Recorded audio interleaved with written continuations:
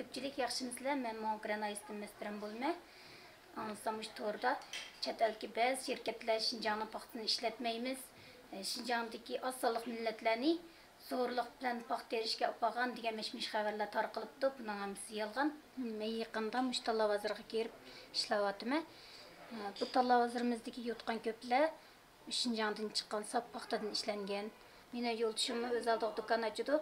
İki balam o'sha hukumatning yaxshi siyosatlardan bahramand bo'lib, yaxshi maktablarda o'qiyotdi.